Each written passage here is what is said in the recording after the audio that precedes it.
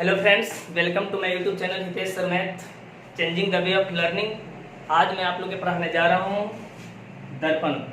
और दर्पण से जितने भी बनने वाले क्वेश्चन हैं, या एनटीपीसी हो या ग्रुप डी हो या भारत सरकार की कोई भी जॉब हो, जितने भी क्वेश्चन बनते हैं और आज तक पूछते हैं, इससे पूरे क्वेश्चन को मैं आज अच्छी तरह से बोर्ड पर लाया हूँ। बहुत मेहनत से वीडियो बना रहा हूँ और इस वीडियो को मैं उम्मीद करता हूँ कि हर बच्चे को अच्छा लगेंगे।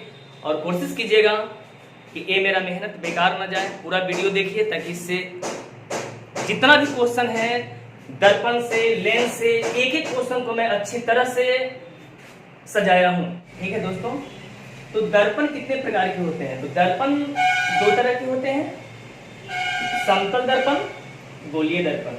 समतल दर्पण को इंग्लिश में कहते हैं प्लेन मिरर, गोलीय दर्पण को इंग्लिश में कहते हैं स्फेरिकल मिरर।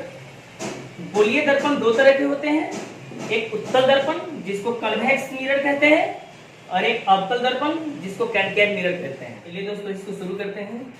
ए है समतल दर्पण, इधर इसका परावर्तक सतह है और इस तरफ जो भी है लेपिंग लगा हुआ है, इधर लेपिंग किया गया है। और कोई भी प्रकाश अगर समतल दर्पण पे अगर आती है इस तरह से, तो इस तरह से परावर्तित हो जाती है, क्योंकि इसका परावर्तक सतह ए है। उत्तल दर्पण का परावर्तक सतह इधर है और अवतल दर्पण का परावर्तक सतह इधर है। तो अवतल दर्पण में कोई प्रकाश जब अनंत से आती है तो परावर्तन सतह पर उसको फैला देती है, उसको दूर फैला देती है, उसको उत्तल दर्पण कहते हैं। और कोई अनंत से आने वाली प्रकाश को किसी एक बिंदु पर सिकुड़ा करके मिला देती है, उसे अवतल दर्पण कहते हैं। ध्यान देना है कि उत्तल दर्पण को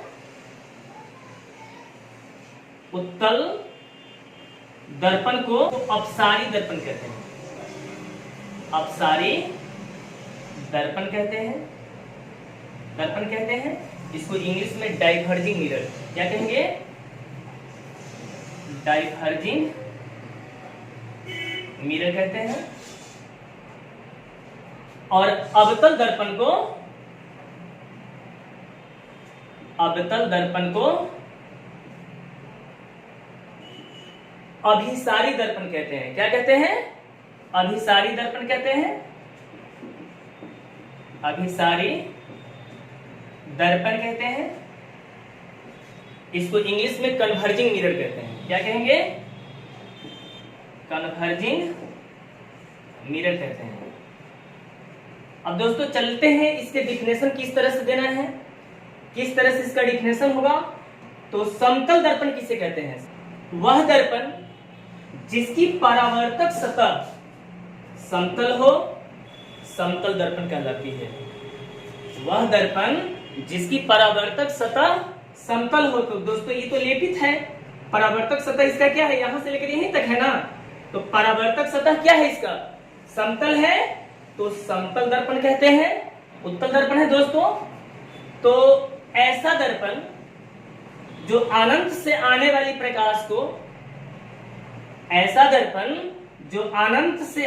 प्रकाश को, परावर्तित करके दूर फैला देती है, उसे उत्तल दर्पण या अभिसारी दर्पण, जिसे डाइवर्जिंग मिरर कहते हैं।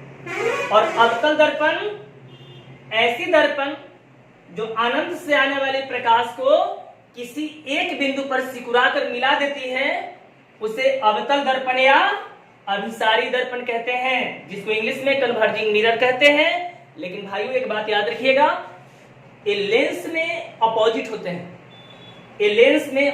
होते हैं। उत्तल लेंस को अपसारी लेंस नहीं कहेंगे, अभिसारी लेंस कहेंगे।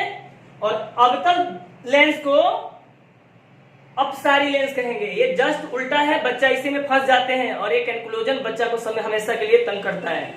तो जब हम लेंस के टॉपिक लेकर आएंगे तो इसके बारे में बताएंगे कि उत्तल लेंस क्या होता है, अवतल लेंस क्या होता है, अभिसारी लेंस क्या होता है, अपसारी लेंस क्या होता है, कन्वर्जिंग लेंस क्या है, डाइवर्जिंग लेंस क्या है, इसके बारे में हम डिस्कस करेंगे। ठीक है दोस्तों, तो उत्तल दर्पण, तो जिसकी परावर्तक सतह उभरी हुई हो, उत्तल दर्पण कहते हैं। और जिसकी परावर्तक सतह धंसी हुई हो, देख रहे हैं ना यहाँ पे धंसी हुई है, तो जिसकी परावर्तक सतह धंसी हुई हो उसको अवतल दर्पण कहते हैं, और जिसका परावर्तक सतह उभरी हुई हो उसे उत्तल दर्पण कहते हैं। तो इसको अच्छी तरह से आप लोग नोट्स तैयार कर लीजिएगा, और एक बार नहीं 2 बार देख देख करके वीडियो को अच्छी तरह से इसका नोट्स हमको तैयार कर लेना है आप लोग के, ताकि इससे जितने भी क्वेश्चन बनने वाले हैं अब हम आगे देख रहे हैं किस तरह से क्वेश्चन अब आते हैं इसके। चलिए दोस्तों देखते हैं अब कितने तरह का क्वेश्चन बनेंगे और कितने तरह से क्वेश्चन पूछने वाले हैं, और एग्जाम में बहुत इंपॉर्टेंट बहुत VVI क्वेश्चन सब ये है। तो याद रखिएगा ये जो है अनंत है, अनंत से आने वाली कोई प्रकाश अगर पड़ती है तो ये क्या है, P है। P से क्या होता है, ध्रुव होता है, लिख लीजिएगा कॉपी में अच्छी तरह से। पोल जिसको कहते हैं, एक से फोकस होता है, इसको अच्छी तरह से याद रखिएगा, फोकस है। C से सेंटर ऑफ कर्वेचर होता है, वक्रता केंद्र कहते हैं, C से वक्रता केंद्र कहते हैं। ये हेड पॉइंट सब है, सब बात याद रखिएगा। और इससे कितने तरह से क्वेश्चन बनेंगे ये हम लोग अभी देखने वाले हैं, और इसके आगे समतल दर्पण से कितने क्वेश्चन बनेंगे, उत्तल दर्पण से कितने क्वेश्चन बनेंगे, पूरा क्वेश्चन पे हम अभी डिस्कस करेंगे। ठीक है दोस्तों, अब हम प्रतिबिंब कैसे बने, तो प्रतिबिंब 2 ही बनेगा। जो वास्तविक बनेगा, वास्तविक प्रतिबिंब जो होगा वो उल्टा बनेगा, जो प्रतिबिंब वास्तविक होगा वो उल्टा बनेगा, और आभासी प्रतिबिंब सीधा बनेगा। इसको अच्छी तरह से याद रखिएगा, यही 2 तरह के प्रतिबिंब बनते हैं, वास्तविक प्रतिबिंब उल्टा बनेंगे और आभासी प्रतिबिंब सीधा बनेंगे। यही 2 स्टेप हैं आपके। ठीक है दोस्तों, अब हम लोग डिस्कस करते हैं समतल दर्पण पे। याद रखिएगा कि यदि हम समतल दर्पण से 4 मीटर की दूरी पर, परावर्तक सतह से 4 मीटर की दूरी पर है, तो उसका प्रतिबिंब कितना पीछे बनेगा। तो याद रखिएगा, अगर यहां से हम 4 मीटर की दूरी पर हैं तो इसका प्रतिबिंब 4 मीटर पीछे ही दूर बनेगा। एक क्वेश्चन पूछता है, यदि समतल दर्पण से 4 मीटर की दूरी पर कोई वस्तु रखी गई है तो उसका प्रतिबिंब दर्पण से कितना पीछे बनेगा, तो 4 मीटर ही पीछे बनेगा। सेकेंड क्वेश्चन पूछेगा कि यदि कोई वस्तु समतल दर्पण से 4 मीटर की दूरी पे है तो इसका प्रतिबिंब और वस्तु की दूरी कितना होगा।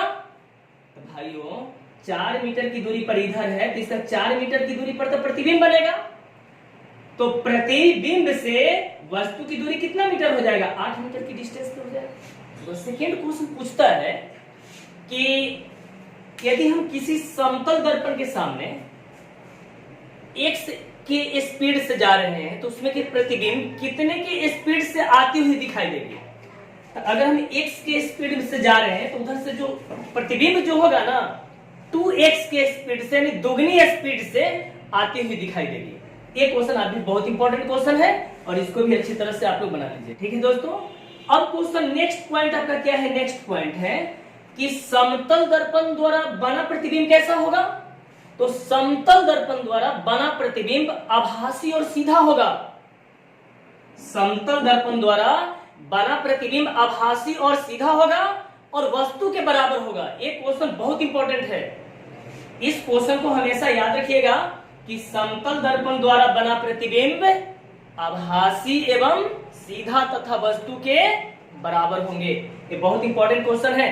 ठीक है दोस्तों, एक क्वेश्चन इससे और बनता है कि 2 समतल दर्पण को समानांतर रखी गई हो, 2 समतल दर्पण के समानांतर, अगर 2 समतल दर्पण है समानांतर रखा गया है, उसके बीच स्थित वस्तु का, मान लेते कि ये समतल दर्पण है, ये समतल दर्पण है, इधर से है, उसके बीच स्थित एक वस्तु अगर रख दिया जाए तो इसका कितने प्रतिबिंब बनेंगे, इसके प्रतिबिंब कितने बनेंगे, अनंत प्रतिबिंब बनेंगे। लेकिन यही क्वेश्चन है कि किसी समतल दर्पण को 60 के कोण पर झुकाकर रख दिया जाए तो उसमें कितने प्रतिबिंब बनेंगे।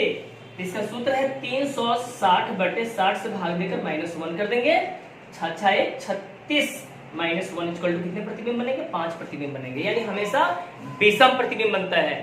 ये 2 क्वेश्चन को अच्छी तरह से याद कर लीजिएगा कि 2 समतल दर्पण के समानांतर रखी गई, 2 समतल दर्पण के बीच अगर समानांतर रखी गई, दर्पण के बीच कोई वस्तु का प्रतिबिंब कितने बनेंगे, अनंत बनेंगे। मगर वही 60 के कोण पर झुका दिया जाए, 60 के कोण पर अगर झुका दिया जाए दोनों दर्पण को, तो उसके बीच कितने प्रतिबिंब बनेंगे? तो उसका सूत्र है 360 बटे 60 माइनस 1। तो कितना 6 मरतबे कटेगा, तो 6 माइनस 1 इक्वल टू 5, यानी हमेशा विषम प्रतिबिंब बनेंगे। जब 60 के कोण पर झुकाया जाएगा तो 5 उसका विषम प्रतिबिंब बनेगा। इक्वेशन अच्छी तरह से बनाइएगा। 45 ठीकटा होगा, 360 को 45 से भाग करेंगे, जितना ठीकटा होगा उतना में 360 के भाग का करके -1 कर देंगे, उतना ही जितना डिग्री के एंगल पर झुकाया जाएगा उतना ही प्रतिबिंब बनेगा। तो ठीक है दोस्तों, अब हम लोग देखने वाले हैं उत्तल दर्पण में। उत्तल दर्पण में कितने तरह के क्वेश्चन बनेंगे? ये अनंत है, ये अनंत है और ये ध्रुव है। अगर अनंत पे कोई वस्तु रखी जाए, अनंत से कोई प्रकाश गुजरे तो इसका प्रतिबिंब कहाँ बनेगा? अनंत और ध्रुव के बीच में हो तो इसका प्रतिबिंब कैसा बनेगा? ये सब जो क्वेश्चन है अच्छी तरह से आप लोग, हम उम्मीद करते हैं कि सब बच्चे कॉपी नोट्स तैयार कर लेते हुइएगा और वीडियो के एक बार में 2-2 बार देख करके अच्छी तरह से नोट्स तैयार कीजिए। मैं गारंटी देता हूं एक भी क्वेश्चन नहीं छूटेगा। एक भी क्वेश्चन या किसी भी एग्जाम का हो, एक भी क्वेश्चन छूट गया तो उसका हम गुलाम हैं।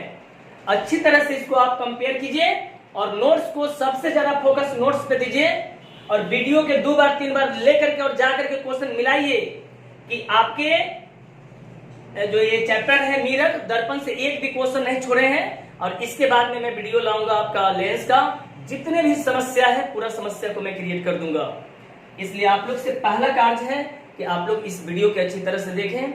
वीडियो थोड़ा सा बनाने में समय लगता है, ऑफलाइन क्लास से मौका कम मिलता है और मैं आपको सप्ताह में एक वीडियो ही डालूंगा, 1 या 2 डाल दूंगा, ताकि ऑफलाइन क्लास में मेरे पास है, ऑफलाइन क्लास से मौका बहुत कम मिल पाता है और किसी तरह समय निकाल करके आप लोग के लिए मैं वीडियो बना रहा हूँ। ठीक है दोस्तों, आगे हम देखेंगे कि समतल दर्पण और उत्तल दर्पण, समतल दर्पण और उत्तल दर्पण में हमेशा प्रतिबिंब एक जैसा बनता है।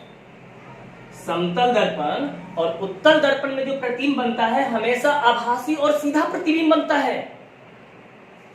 हमेशा याद रखना है कि यदि उत्तल दर्पण में कोई वस्तु अनंत पे हो, उत्तल दर्पण में कोई वस्तु अनंत पे हो तो उसका प्रतिबिंब फोकस पे बनता है। बहुत इंपॉर्टेंट क्वेश्चन है। यदि कोई वस्तु उत्तल दर्पण में अनंत पे हो तो उसका प्रतिबिंब फोकस पे बनता है और आभासी तथा सीधा बनता है और वस्तु से छोटा नहीं, बहुत छोटा बनता है। ये बहुत इंपॉर्टेंट है। आप लोग इसको मर्ज करके पूरा नोट कीजिएगा, पोज मार करके। यदि कोई वस्तु उत्तल दर्पण, यदि कोई वस्तु अनंत पे हो तो उत्तल दर्पण में प्रतिबिंब कहाँ बनेगा? फोकस में बनेगा, फोकस पर बनेगा। कैसा बनेगा? आभासी और सीधा बनेगा तथा बहुत छोटा बनेगा। लेकिन यदि अनंत और ध्रुव के बीच में हो, अनंत और ध्रुव के बीच में हो तो प्रतिबिंब फोकस और ध्रुव के बीच में बनेगा।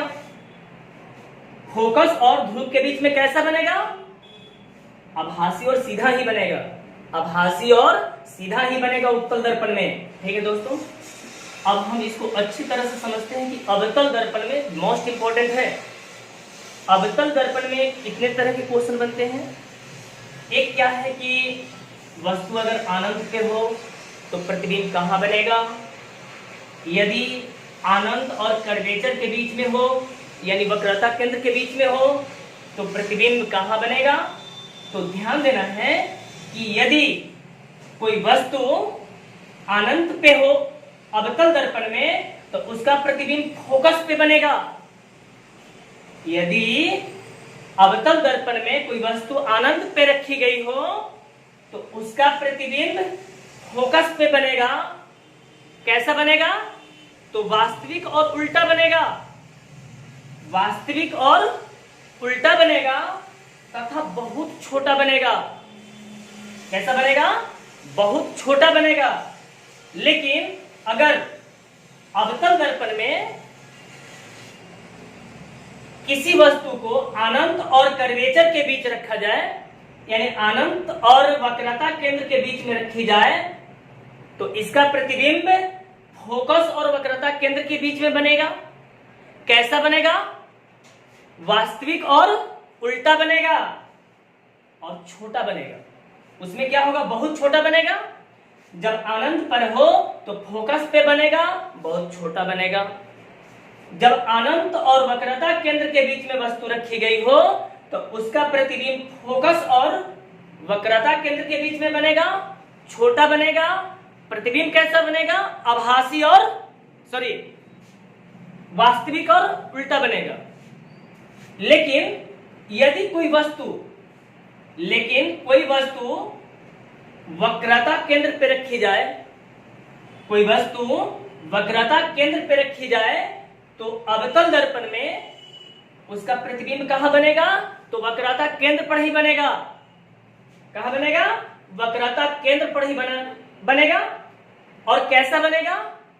तो वास्तविक और उल्टा बनेगा, वास्तविक और उल्टा बनेगा तथा वस्तु के बराबर बनेगा। वास्तविक और उल्टा बनेगा और वस्तु के बराबर बनेगा। अब देखना क्या है कि यदि वस्तु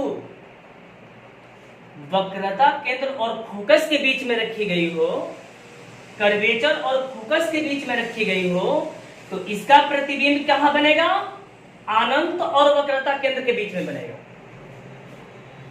अनंत और वक्रता केंद्र के बीच में बनेगा, वास्तविक और उल्टा बनेगा तथा वस्तु से बड़ा बनेगा। वस्तु से बड़ा बनेगा। बहुत मोस्ट इंपॉर्टेंट क्वेश्चन है, इसको अच्छी तरह से रिलैक्स माइंड होकर के नोट्स तैयार कीजिएगा। और एक भी कोई भी मिरर का किसी भी एग्जाम का हो, एक भी क्वेश्चन नहीं छूटेगा, ये मेरा फुल गारंटी है। एक भी आपका क्वेश्चन छूट जाएगा, कभी ऐसा नहीं हो सकता है। आगे है क्वेश्चन कि यदि कोई वस्तु, आगे स्टेप में चलेंगे, यदि कोई वस्तु फोकस पे हो, यदि कोई वस्तु फोकस पे हो तो उसका प्रतिबिंब कहां बनेगा? अनंत पे बनेगी। यदि कोई वस्तु को अवतल दर्पण में फोकस पे है तो उसका प्रतिबिंब कहां बनेगा? अनंत पर बनेगा। कैसा बनेगा? बहुत बड़ा बनेगा और वास्तविक और उल्टा ही बनेगा। लेकिन इसका एक रीजन होता है जिसमें इसका प्रतिबिंब उल्टा बनता है, आभासी और सीधा बनता है। वो क्वेश्चन बहुत इंपॉर्टेंट है। इसमें एक ही रीजन है जिसमें आभासी और सीधा बनता है। कहां बनेगा इसके बारे में समझेंगे अभी हम, ठीक है। तो यदि कोई वस्तु को मुख्य फोकस और ध्रुव यानी पोल के बीच रखा जाए, यदि कोई वस्तु को मुख्य फोकस और ध्रुव के बीच, पी से पोल यानी ध्रुव के बीच में रखी जाए तो उसका इस रीजन में एक यही रीजन है कि किसी वस्तु को मुख्य फोकस और ध्रुव के बीच में रखा जाए तो यही एक स्टेप है जिसमें इसकी प्रतिबिंब आभासी और सीधा बनता है तथा वस्तु से बड़ा बनता है, ठीक है। और दोस्तों बहुत अच्छा से याद कीजिएगा कि ये जो समतल दर्पण है, उत्तल दर्पण है, इसमें हमेशा प्रतिबिंब आभासी और सीधा ही बनते हैं। और अवतल दर्पण में प्रतिबिंब है वास्तविक और उल्टा तथा एक रीजन यहाँ पे आते हैं जहां पे जब मुख्य फोकस और ध्रुव के बीच में रखा गया हो वस्तु, तो उस परिस्थिति में यहाँ पे प्रतिबिंब आभासी और सीधा बनते हैं तथा वस्तु से बड़ा बनते हैं। और मैं उम्मीद करता हूँ दोस्तों कि ये वीडियो आप लोग के बहुत अच्छी लगे होंगे। और इसमें आगे वाली जो मेरा वीडियो आएगी वो लेंस से संबंधित आएगी, क्योंकि अब भी सारी lens, diverging lens, converging lens क्या होता है वो सब अच्छी तरह से एक्सप्लेन करेंगे। और इसको अच्छी तरह से आप लोग नोट्स तैयार करते रहिए। एक भी क्वेश्चन मैट्रिक का एक भी ऐसा क्वेश्चन नहीं होगा जो मैं फिजिक्स का, केमिस्ट्री का और बायो का क्वेश्चन जो डायरेक्ट परीक्षा से पूछती है, किताब पढ़ने का कोई जरूरत नहीं, कोई किताब पढ़ने का जरूरी नहीं है। मैं वो चीज तैयार करके दे रहा हूं कि कहीं का किताब नहीं। इतना बड़ा बड़ा ग्रंथ पढ़ लेते हैं, खरीद लेते हैं और अच्छी तरह से आप लोग स्टडी नहीं कर पाते हैं। कोई ग्रंथ का जरूरी नहीं है। पूरा ग्रंथ को ला करके मैंने उससे नोट्स तैयार करके आपको अच्छी तरह से पढ़ा रहा हूं। और मैं उम्मीद कर रहा हूं कि फिजिक्स का, केमिस्ट्री का, बायो का एक भी क्वेश्चन नहीं छूटेगा। ये मेरा फुल चैलेंज है। और सीधे मेरा साइंस आपके सीधे दिमाग में, बोर्ड पे कॉपी पे नहीं, सीधे दिमाग में असर करना चाहिए। और इससे भी एक पर एक मैं वीडियो बनाकर लाता रहूंगा। दोस्तों मेरे वीडियो की अच्छी तरह से देखें, बहुत मेहनत से बना रहा हूं। अच्छा लगे तो सब्सक्राइब करें, लाइक करें और अपने दोस्तों के पास में शेयर करें। Love you all, have a nice day, take care.